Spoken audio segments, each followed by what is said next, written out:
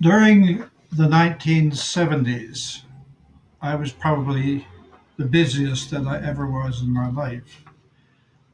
In the early and mid 70s, I was busy bouncing around North America, the Caribbean, Europe, Middle East, and had little time to observe what was going on in Canada or, in fact, any particular part of the world.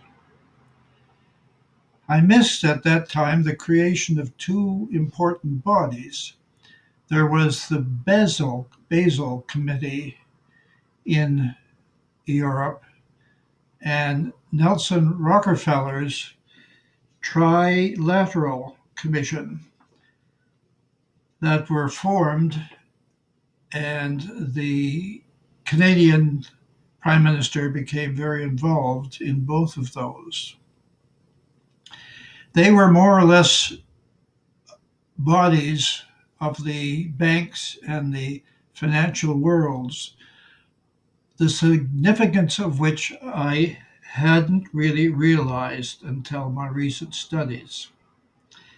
The Trilateral Commission aim, and that of the Basel Commission, was to harmonize the political, economic, social, and cultural relations between the three major economic regions in the world. And it says, as regards the North America area, there is a strong pressure to force these countries to harmonize their fiscal policies. The financiers also want to eliminate every existing national currency and to install a one world currency. Financier Paul Warburg said before the U.S. Senate, "We shall have world government whether or not you like it, by conquest or consent."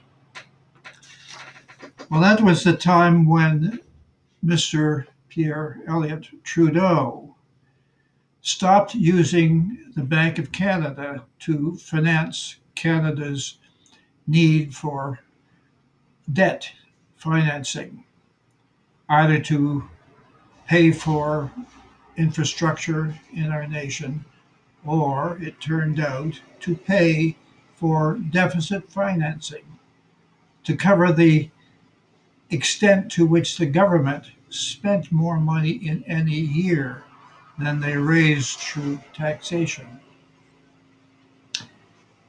That is quite terrifying to me, and we seem to have realized those actions of the 1970s.